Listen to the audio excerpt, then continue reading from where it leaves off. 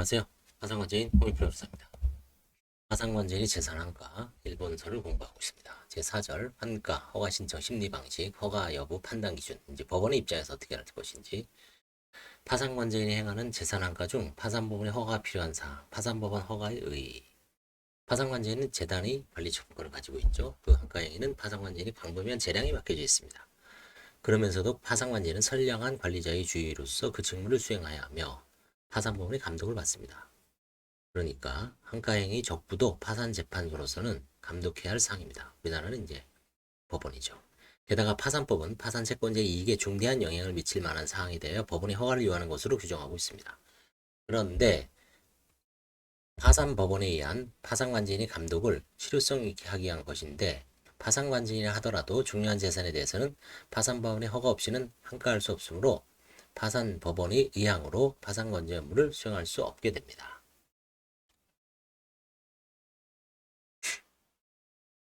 자, 법률상의 규정을 봅시다.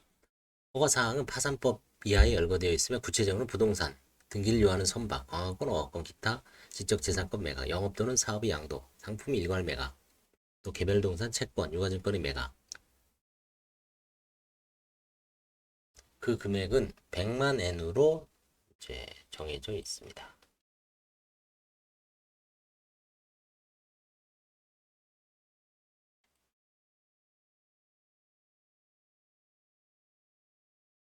우리나라는 이제 아마 1000만 원 이상은 이제 허가를 요하는 걸로 하고 있습니다. 일본은 이제 100만 엔이네요. 사업 양도를 실시하는 경우는 미리 사업 계속의 허가를 얻어 적절한 사업 가치를 유지해 두는 것이 필요하다. 뭐 개인 파산에서 사실 사업을 계속하는 경우는 없다고 봐야죠. 법인 파산 얘기일 겁니다. 파산법원에서 허가를 요하는 사항을 추가 지정할 수도 있다고 되어 있습니다. 반면 파산법원이 허가를 요하지 않은 것으로 정해진 것에 대해서는 상기사항이 되는 것이라도 허가가 불필요해집니다. 유허가 사항이 추가 지정이나 허가 불필을 정할 수 있게 된 이유는 파산관점의 적정성 확보와 원활한 수행 요청 간의 조화를 도모한 것입니다.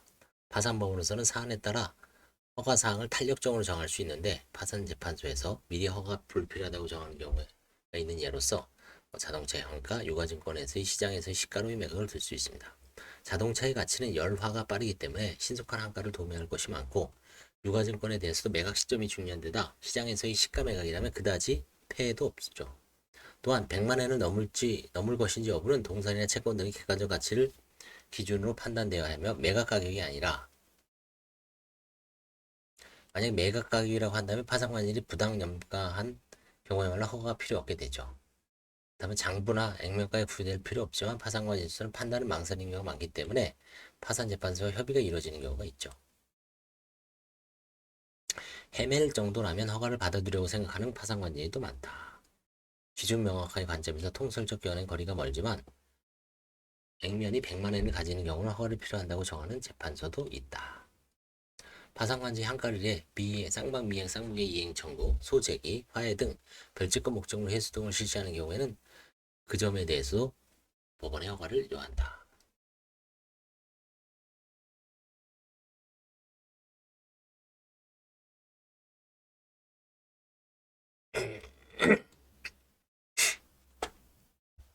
기타 신임상 본래 파산법원이 허가할 필요가 없는 사항이더라도 파산관제의 판단으로 만약을 위해 허가를 요청하는 경우가 있습니다. 이러한 운용에 대해서는 요 허가 사항이 한정되어 있으므로 그 외의 사항에 있어서 아니한 허가 신청은 삼가해야 한다는 견해가 있는 한편 파산관제에 어떠한 우려사항이 있어 허가라는 거듭된 형태로 파산재판소의 의견을 구하는 것이므로 허가 신청이 아니라고 해서 섣불리 대응해서는 안 된다는 견해도 있습니다. 어느 견해에도 경청할 점이 있어 한 가지로 이리적인 정답이라는 것은 찾기 어려운 부분이요. 궁극적으로 파산관제의 우려사항이 어떤 것인지 허가 절차에 의한다면 파산법원이 필요로 한 부담 등을 감안해 결정할 사항이 아닌가 생각된다. 결국 이제 잘 긴밀하게 협의를 하면 되죠. 고려해야 할 상황. 총론. 채권자의 관계. 채권자는 말할 것도 없고 파산 절차의 대폭적인 권리 제한을 피할 수 없게 됩니다. 따라서 파산 절차를 진행하기 위해서는 납득할 수 있도록 최대한의 배려를 요합니다. 파산관제인은 물론 이를 충분히 알고 절차를 진행하고 있으나 파산법원으로서도 충분히 배려해야 합니다. 그래서 일단은 우리나라에선 개인 파산에서 채권자위원회가 조직되어 있는 경우는 드물죠. 법인 파산도 마찬가지일 겁니다. 일단은 채권자위원회가 조직되어 있는 것 같은 사안에 있어서는 파산관절이 요구사항을 실시함에서 채권자위원회의 의견도 중시하지 않을 수 없다.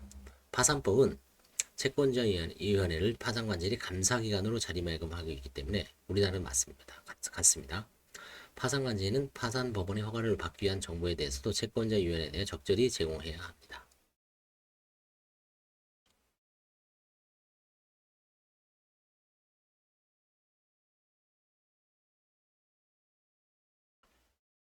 법원은 파산관제 허가를 요하는 한가 행위에 관하여 채권자위원회의 의견을 고려하면서 허가해야 말지를 결정하게 될 것입니다. 무엇보다 채권자위원회가 조직되는 일은 드물죠. 일본에도 마찬가지입니다. 통상 채권자 집회에서 하지만 채권자에게 정보를 제공하고 또한 채권자들로부터 의견을 청취할 기회를 채권자 집회에서 이제 주는 거죠.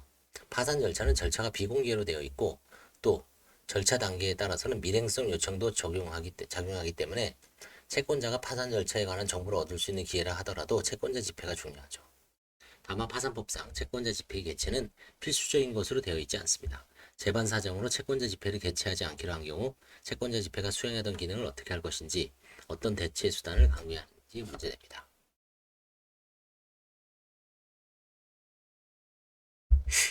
파산자 등과의 관계, 파산관제인이 재판이 허가를 요하는 행위를 할 때에는 지체가 발생할 우려가 있는 경우를 제외하고는 파산자의 의견을 들어야 됩니다. 그러니까 채무자의 의견을 들으라는 얘기죠. 이는 파산 절차 개시 후에도 파산자는 파산재단에 속하는 재단의 소유자인 점, 재단이 증식하면 채권자에게 배당 등이 되어 파산자에게도 이익인 점, 파산재단의 실상을 알 수 있는 위치에 있음을 감안한 것으로 구파산법 때부터 같은 취지 규정이 있었다. 따라서 파산법원으로서도 이 점도 확인해야 합니다. 의견 청취 방법에 대해서 특별한 규정이 없으며 청취 결과 파산자가 반대하더라도 파산관제인이 적절하다고 생각한다면 반대를 무릅쓰고 해도 무방하다고 합니다. 지체가 발생할 우려가 있는 경우를 제외하고라고 되어 있기 때문에 파산자가 실종되거나 비협조인 경우는 의견을 들을 필요는 없습니다. 이와는 별도로 법원은 영업 또는 사업의 양도에 관하여 허가를 함에 있어서는 노동조합이 없는 경우에는 노동대표자의 의견을 들어야 한다고 되어 있습니다. 이거는 이제 사업양도 이해관계가 있기 때문에 그렇죠. 고용 같은 거에 승계되는지 안 되는지. 뭐 새로운 양수기업에서 양수하는 M&A 양수하는 쪽에서 기존의 어떤 근로자를 해고를 조건으로 하는 경우도 있을 수가 있죠.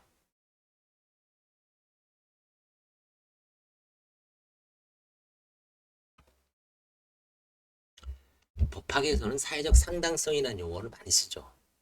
이게 이제 뭐 형법에도 특히 많이 씁니다. 형법, 민법, 뭐 모든 법에 많이 씁니다. 사회적 상당성, 사회적 상당성 이론. 여러분 평균적인 일반인이 그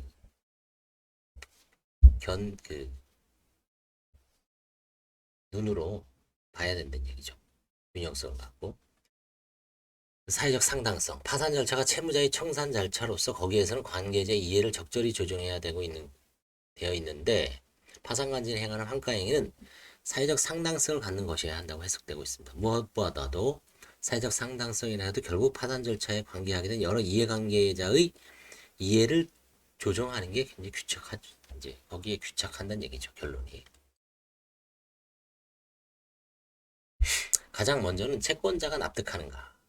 채권자 모두가 진정으로 납득하는 것은 아니라고 하더라도 통상적이라면 어쩔 수 없다고 생각하는 합리성을 가져야 된다. 첫째, 재단 증식에 임하지 않는다.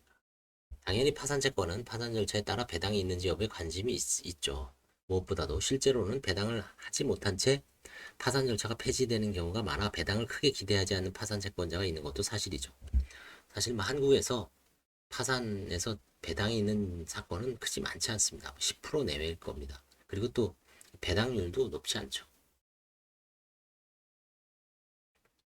한편 소비자 피해 사안에서는 피해자인 파산 채권자로서는 조금이라도 피해가 회복되기를 기대할 것이죠. 이러한 사안에 있어서는 반드시 배당을 실현하고자 하는 바람에 재단 증식이 강하게 요구된다. 소비자 피해 사안은 이제 대표적인 게 금융 피해자를 말하는 거죠. 대표적인 게 이제 어떤 뭐 다단계 금융회사나 아니면 뭐 인베스트먼트 투자회사에다가 이제 돈을 넣고 뭐 받기로 했는데 못 받는 경우에 수십 명, 수백 명, 수천 명, 수만 명의 피해자가 생기죠. 이런 경우에는 이제 빼돌린 자금을 찾는 게 급선무인데 쉽진 않죠. 신속성. 파산 채권자로서는 파산 자체의 조속한 진행을 기대할 것이죠. 때로는 재단 증설 요청과 신속성 요청은 서로 모순될 수 있죠. 그렇죠. 만약에 어떤 오피스텔이 있는데 이거를 매각을 하기 위해서 뭐 경매도 넣고 형식적 경매도 넣고 임의 매각도 시도했는데 잘 안 되는 경우가 있죠. 최근에 우리나라가 그렇습니다. 재단 증식이 참 요원하죠. 포기하기 채권자로는 좀 기대를 하지만 참 어려운 문제입니다. 그다음에 공평성, 공정성. 평가행위를 통해 일부 채권자에 대한 편파 변제가 되는 일이 있어서는 아니 된다. 또 대단 채권자, 별채권자 등 파산 채권자 이외의 이해관계자의 공평을 해치는 일이 있어서는 아니 된다. 파산관제인이나 그 가족, 지인 등이 부당하게 이익을 얻는 일도 있어서는 아니 된다. 시장성이 없는 것에 대해서 파산자나 그 가족 등이 매수하는 경우 또 드물지 않지만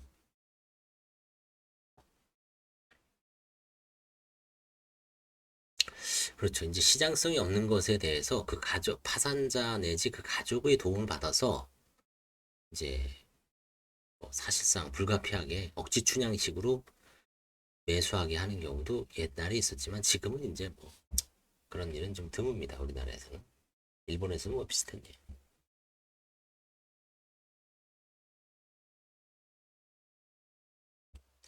그럴 때 이제 그 은닉대금이 만약에 파산자가 이제 시골에 조그만 땅이 있습니다. 지분으로 뭐 그 가치가 한 300만 원 돼요. 근데 이것 때문에 파산 절차가 막 안 끝나고 그래요. 그러면 파산자를 설득을 해서 뭐 다른 형이나 가족, 아들, 뭐 딸, 배우자 명의로 이제 취득을 요할 때 그 대금이 만약에 300만 원이다 그럴 때 그 채무자의 돈이 아니 파산 채무자의 돈인지 은닉된 돈인지가 이제 문제되는데 통상 뭐 소액이라면 넘어가야죠.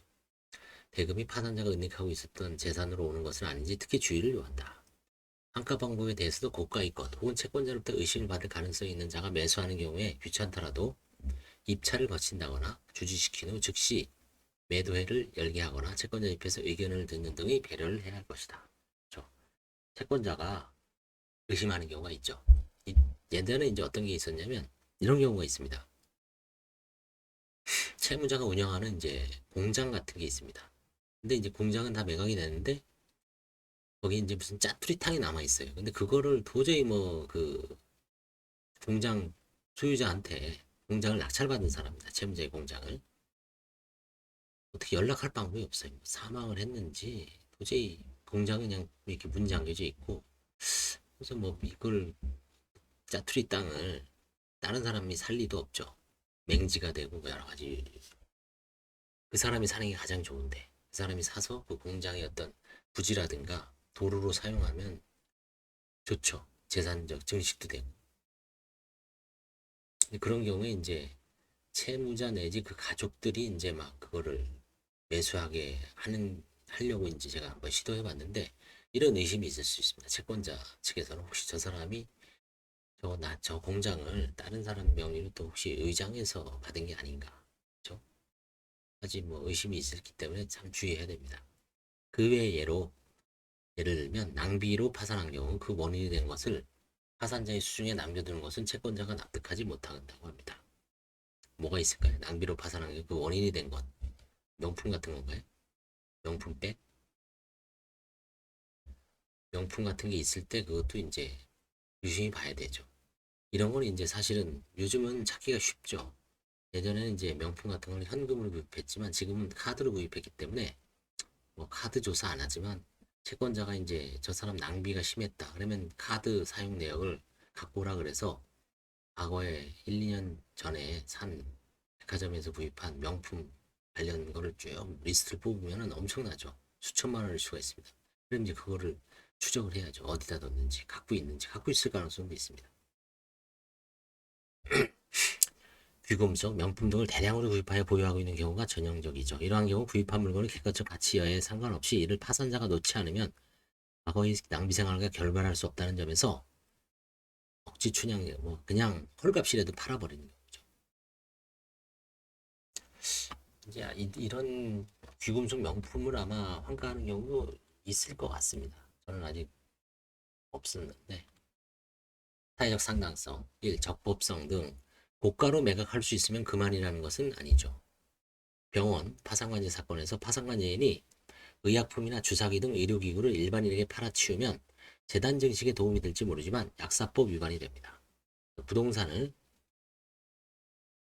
통째로 매각하려면 네, 콘덴서째 매각하려면 폐기물 처리법 위반이 됐다. 이게 이제 번역이 좀 잘못된 건데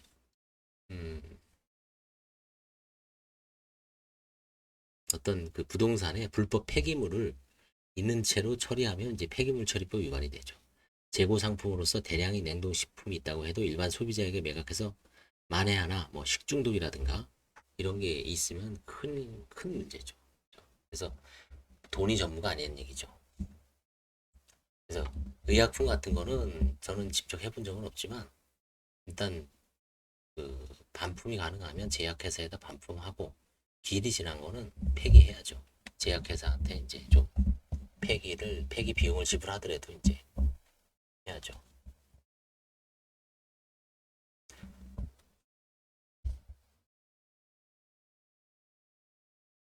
또한 현상 유지로 인도할 수 없다는 점, 만일의 경우에 하자담보 책임을 다할 수 없는 점 등이 매수인에게 충분히 이해되고 있는지에 유의해야 됩니다. 그렇죠?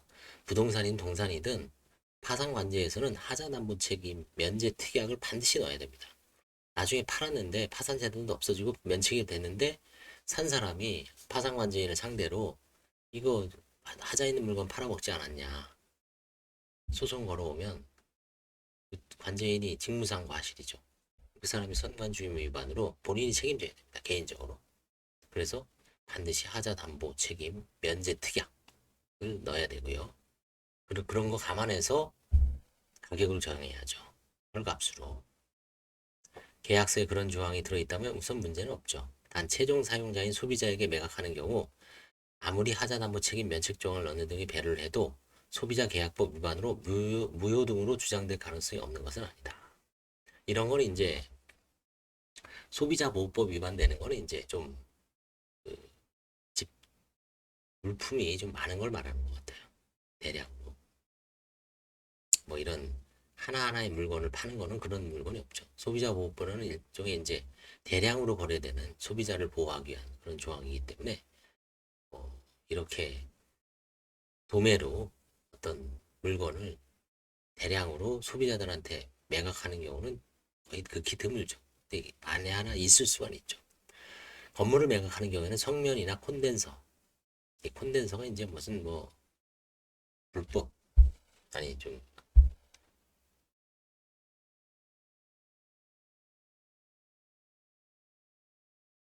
성면이나 콘덴서 등이 없는지 파산자로부터 알아내는 등 재단의 규모 등에 따른 조사가 이루어졌는지 확인해야 됩니다. 콘덴서 한번 찾아보십시오. 콘덴서. 성면은 뭐 알고 있죠. 발암 물질이죠. 이런 예전에 어떤 뭐죠? 그 건물을 지을 때 보온재인가요? 뭐 아니면 이런 걸로 많이 썼죠. 그래서 성면이 나온 그 되게 주의해야 되죠.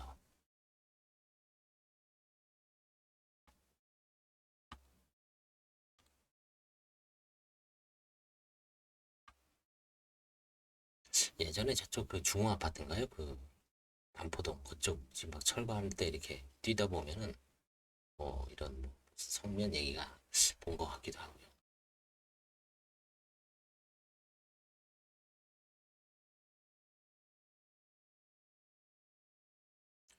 그다음에 공평성, 공정성. 골프 회원권을 가진 회원이 파산한 경우 파산관제인이 회원 계약을 쌍방 미행 쌍방미로 해석한 후 골프채에 대하여 골프장에 대하여 예탁금 반환 청구를 할 수 있는 점인지 여부가 다투어진 사안에서 이거 우리나라에서 엄청 많았죠. 회원제 이제 퍼블릭 골프장 말고요. 회원제 골프장에서 이런 케이스가 있습니다. 일본에서 어떤지 모르겠어요. 파산문제는 쌍방 미행 쌍방 해제권을 인정한 취지가 계약 당사자는 공평을 도모하면서 파산자를 신속한 종료를 도모한 것이 비추어 계약 해제에 의해 상대방이 현저하게 불공평한 상황이 발생한 경우는 파산관계는 해제권을 행사할 수 없다. 제안을 했습니다. 회원제 골프장에서 예탁금 반환 청구할 수 없다. 더 나아가서 파산관계인 저수란 불공정한 수단으로 환가 행위를 하는 것의 문제성에 대해서는 이또 마코토 파산관계의 직무제고 파산 청산을 통한 사회적인 실현을 찾아서를 계기로 널리 논의되었다. 이또 교수는 부동산 매매로 대금을 반액만 수령한 경우를 예를 들어 종전의 계약을 해제하여 보다 고액의 매수인에게 전매하는 것은 종전 계약의 상대방과 관계에서 적절성이 결여된다고 지적한다. 매도인이 파산하여 이행기가 지난 등 유명히 피해를 입었을 매수인에 대해 이행에 별다른 지장도 없는데 해제라는 것을 사용하는 것은 가혹하다고 볼 수 있습니다.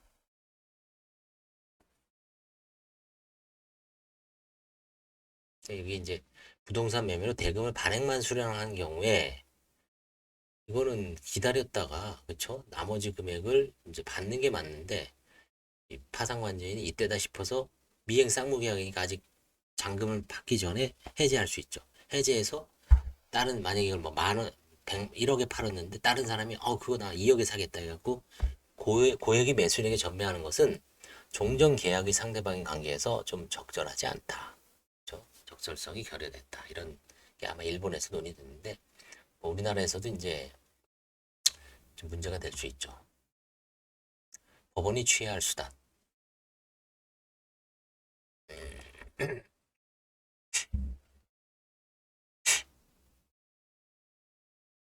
앞으로 이제 이런 번역문이 많이 발달하니까 일본 파산법 우리나라하고 쓰는 용어가 거의 뭐 비슷하죠. 일부 이제 약간 차이는 있지만 그래서 일본 이런 논문이나 이런 거는 각 분야별로 즉시 찾아서 번역기를 돌려서 어떤 얘네들이 어떤 생각을 하고 있는지 어떤 게 논의되어 있는지를 이제 좀 신속하게 파악할 수 있죠. 과거보다 빨리. 법원이 취해야 할 수단, 총막, 유의점. 일반으로서 말하자면 파산법으로서 파산관계의 환가행위가 적정하게 이루어지고 있는지를 검토하게 되는데 신속 처리를 우선시한 나머지 환가를 위한 노력을 다하지 않는 경우도 없는 것은 아닐 것이며 반대로 환가에 열심인 나머지 신속성이 떨어진 경우도 없다고 할 수 없다. 환가행위에서 대금이나 매수인의 결정 과정에 투명성이 결여된 경우도 상정된다. 그렇죠. 이게 참 그래서 이제 부동산 같은 경우는 투명하게 수의 매각, 임의 매각은 사실상 하진 않고 있습니다. 부동산은 일단 뭐 결제권이 행사된 건 그냥 뭐 놔두고 대금 남은 대금을 수령해서 채권자한테 배당을 하고요. 그 다음에 이제 뭐 강제경매는 이제 속행 신청을 하고요. 그 다음에 이제 경매가 진행되지 않고 그대로 파산 선고 당시 채무자 소유 부동산은 법원을 통해서 입찰 매각을 하고요. 이번에 이제 전남 해남에 있는 땅이 입찰됐는데 뭐 싼 가격에 입찰하신 분이 있더라고요. 그래서 단독 입찰인데 지난주 금요일까지 그분이 아마 낙찰받을 것 같아요.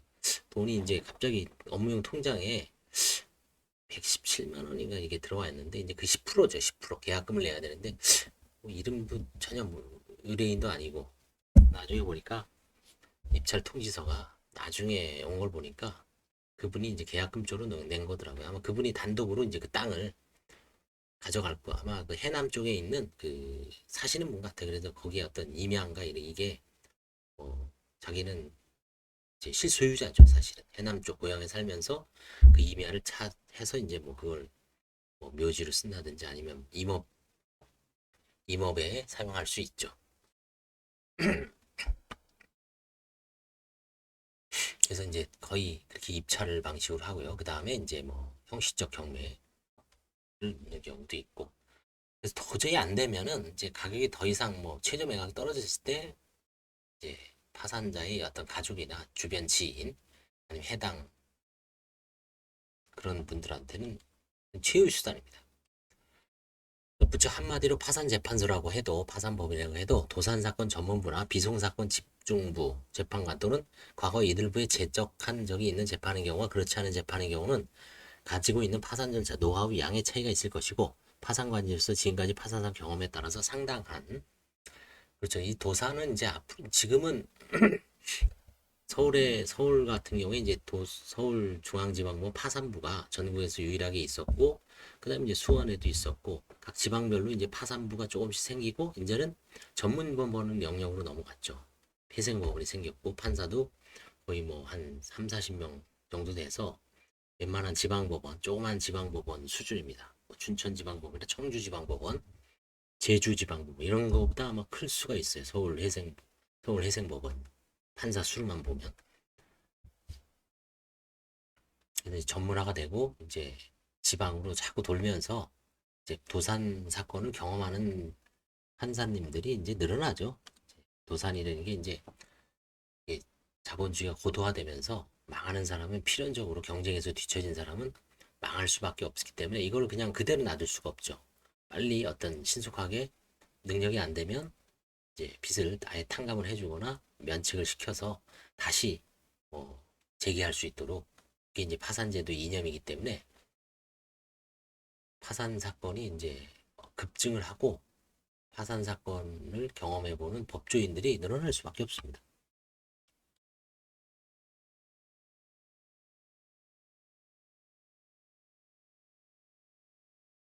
차이가 있을 것 생각되며 양자의 겸비에 따라 어느 쪽이나 학과 방법에는 그 방향에서 구체적 제안을 할지 달라질 수 있다고 생각된다. 그러나 어쨌든 파산관제인과 법원 간의 의견을 교환하고 허가사항에 대한 판단 방법, 제출해야 할 판단 자료, 제출 방법 등의 의견을 교환해야 할 것이다. 그렇죠.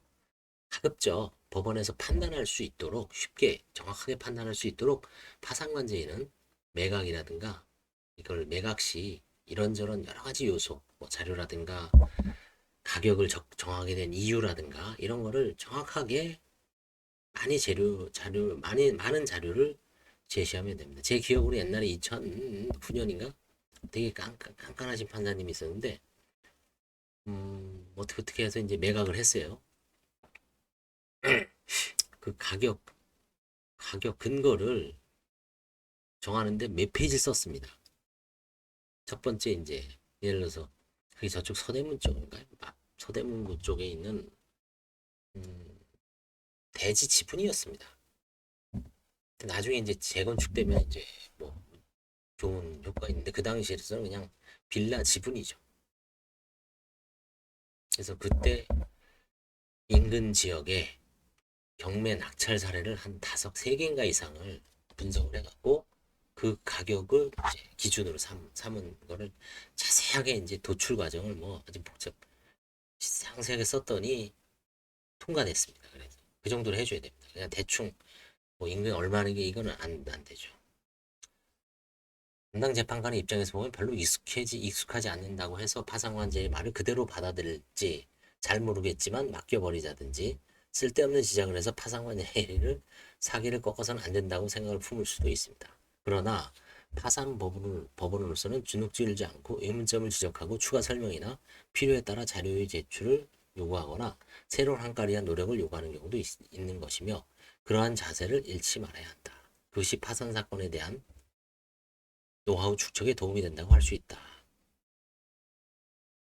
파산 관제에서도 파산 재판소에 대해 정중하게 설명하는 시 장래의 파산 실무 향상에 이바지하는 면도 있으므로 파산 재판소로부터 조금은 무용지물이라고 생각되는 지적이 있더라고 하더라도 다소는 너그럽게 봐주고 응해주었으면 하는 바이다. 그렇죠. 뭐 이것도 이제 파산 관제인 업무가 서울 같은 경우는 이제 되게 오래됐기 때문에 판사님들이 그냥 맡겨버리는 경우가 있고 다만 이제 뭐 사안에 따라서는 또 이제 관제인도 열심히 해야죠. 그다음에 강론 진행 협의 기록 외 사무 연락 사전 보관하고 일반적인 약정 사건의 경우에 따른 관리 파산 관제인의 관계 법원으로서는 정규 허가 신청이 있으면 고민할 것 같으면 사실은 늦었고 이전에 파산 관제인과의 정보 수집 의견 구안을 미리 해둬야 된다. 그러나 늦었다고 해야 할 타이밍에 있어서도 파산법원이 문제점을 알게 된 이상 적절히 진행 협의하여 정보 수집이나 의견 교환에 힘쓸 필요가 있죠. 이전에는 포괄 허가가 되는 경우도 있었지만 현행법하에서는 그럴 필요성은 별로 없는 것으로 알려지고 있습니다. 무엇보다도 파산법원이 파산관제인과 협의하여 미리 판가를 위한 지침, 방향을 정해놓는 일이 종종 있습니다. 예를 들어 부동산은 1년간 임의매각 노력을 하더라도 팔리지 않으면 포기할 수밖에 없고 외상 매출 채권은 액면가의 80% 이상 지급된다면 화해 응해도 무방하다고 했다. 글쎄요, 80% 이상까지 지급될까요? 불경기하에서는 뭐 30%, 상대방도 이제 뭐 개털이면 저쪽 한 3, 40%만 줘도 어떤 사안에서는 제가 10% 보는 걸 봤습니다. 관제인이 10%만 받고.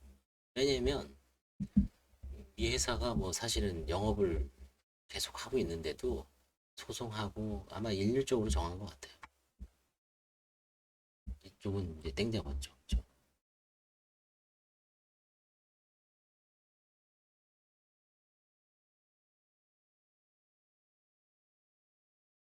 그다음에 사전에 방향성을 제시했음을 불구하고 그에 반하는 평가를 하고자 하는 파산관계에 대해서는 면담을 통해 진위를 확인하고 경우에 따라서는 마땅한 조치를 강구해야 할 것이다.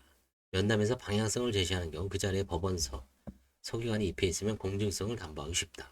사건 수사의 균형에 따라 무리라고 해도 사건을 선별하여 입회하는 것이 바람직할 것이다. 또한 같은 일이 나중에 반복되는 일이 없도록 부 내에서의 정보 교육도 포함하여 유예된다. 게다가 개별 사건을 초월한 일반적인 결정이 이루어질 수 있다. 예로서 오버론의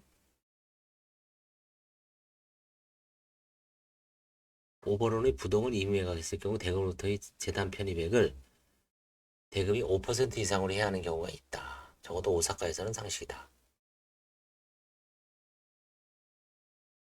오버롤이라는 게 이제 저거죠. 회수가 안 되는 그런 론인가요? 부실채권.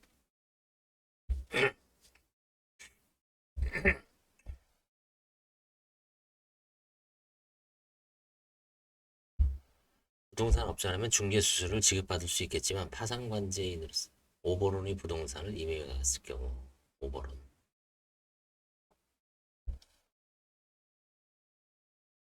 뭐가요 이게? 잠깐 번역이 좀 이상한 거. 네.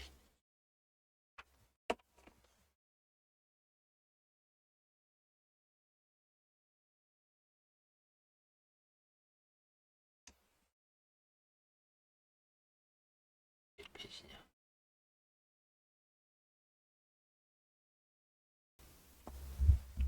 네, 오버론 찾아보니까 과다대출이에요. 부동산 예금에 비한 과다대출, 아니 부동산 가치에 비한 과다대출, 오버론이라고 하는 것 같습니다. 오버론의 부동산을 매각했을 경우 대금으로부터의 재단 편입액을 대금이 5% 이상으로 해야 하는 경우가 있다. 부동산 업자라면 중개수를 지급받을 수 있겠지만 파산관제라면 파산자의 입퇴 유섭도 실시하는 경우가 있으며 게다가 경매 절차 이야기보다는 고액으로 매각할 수 있는 것이 통상적인 예인데 파산관제인 보수가 모두 재단 부담인데 그 활동에 의해 별채권자가 이익을 받기 때문에 별채권자가 응분이 금액을 재단에 편입시키지 않으면 공평을 결여하고 파산채권자의 이익을 해치게 됩니다. 이에 응하지 않는 별채권자에 대해서는 담보권 소멸 절차도 염두에 두고 협상해야지 아니한 타협은 허용되지 않는다. 우리나라는 이제 이런 제도가 없죠. 담보권 소멸 청구권이 없는 걸로 알고 있습니다. 일본은 이제 이게 있기 때문에 무슨 얘기냐면 부동산 근저당권을 내가 일본은 이제 별채권을 할 수 있지만 관제인에게도 별채권 담보권 소멸 절차가 있기 때문에 내가 만약에 그 부동산 높은 가격에 사고 팔아서 담보권을 소멸시킬 수 있죠. 우리나라는 이제 그 사이에 별채권자가 경매를 넣어버리면 끝나죠. 그래서 밸런스가 잡혀있을 자리 허가 신청이 포인트다. 또 도쿄지방 파산재판부에서는 도쿄 3 변호사회 사이에 각종 협의 등을 통해 파산관제 도쿄에는 일본 동경에는 세 변호사회가 세 개가 있습니다. 세개 동경 변호사회, 동경 제1 변호사회, 동경 제2 변호사회가 하여튼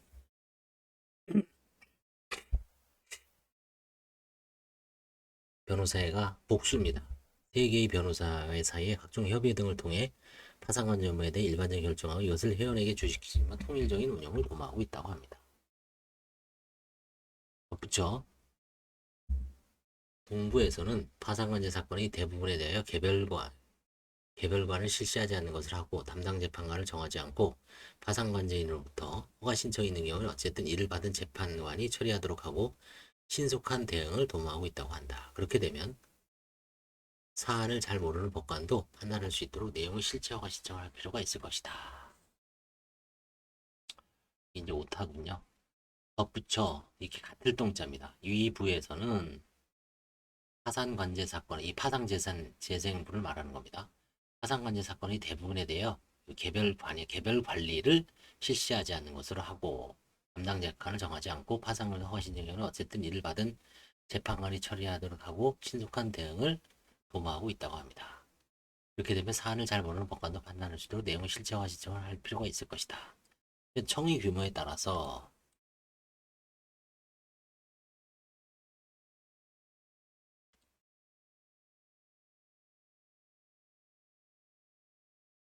재판관이 다른 사무를 겸무하고 있는 관계로 법원 서기 간에 이와 같은 허가 여부를 판단하는 사항 등의 청취 등의 사무를 맡기고 있는 곳도 있을 것이다. 그러한 경우 법원 서기관은 파산재판소에 대해 적절한 시기에 정보를 제공하고 또한 파산법원의 의사를 관제인에게 전달하는 역할을 담당하게 되므로 그 역할은 크다. 우리나라는 이제 지금은 그렇지 않겠죠. 채권자의 관계에서 이미 말한 바와 같이 어디까지나 한가 노력을 해야 할지 판단하기 어려울 때 결단 등을 위해 채권자의 의견을 들어야 하는 경우도 많다. 채권자의 의견을 청취하기 위해 채권자 집회는 귀중한 기회다. 그렇죠. 우리나라도 이제 파산 관제인이 채권자들한테 알리죠. 의견이 있으면 달라. 뭐 가격이라든지 매각 방법이라든지 혹시 매수할 채권자도 매수할 의향이 있는지. 근데 대부분 채권자들은 관심이 없죠.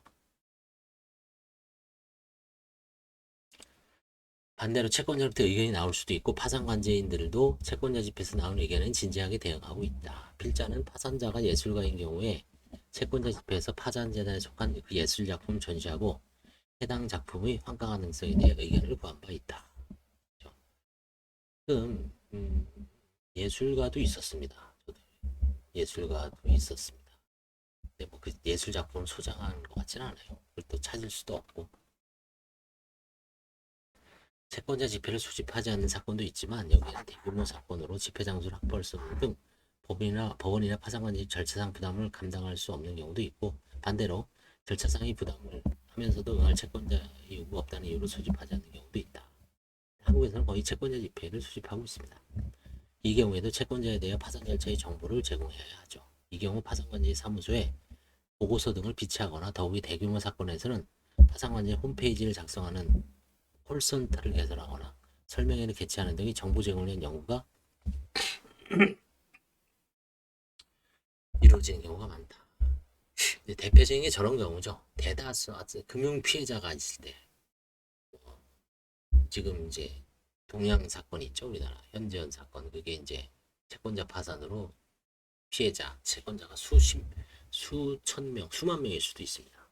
또 다른 사건은 수천 명인 사건도 있고요. 지금 김모 씨 사건 그런 경우에는 이제 홈페이지를 개설하거나 아니면 뭐 다음 네이버 같은데 카페 같은 거를 개설할 수도 있죠. 카페를 개설해서 그 채권자들은 이제 회원으로 받아서 거기다가 이제 공지사항을 올리고 일일이 이제 정보를 왜냐면 이거를 전화를 받다 보면 뭐 수천 명 전화를 받을 수가 없죠 직원이. 그래서 필요한 거는 받아야 되겠지만 대부분 이제 홈페이지를 통해서 의견 교환이 이루어지면 카페가 좋죠. 우리나라는 카페, 뭐 밴드도 마찬가지입니다. 네이버 밴드 같은 경우도 뭐 게시판의 기능이 있고 그다음에 이제 이 메신저도 이제 할 수 있기 때문에 카페 같은 경우는 이제 메신저 기능이 좀 약하죠.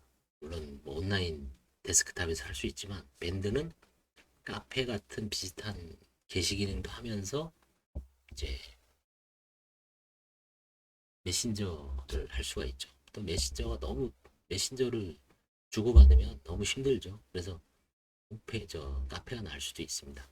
그런 방법으로 이제 소통을 하고 있습니다. 네, 이번 시간에는 이제 법원에서 여러 가지 허가할 때 고려할 요소에 대해서 살펴봤습니다. 감사합니다.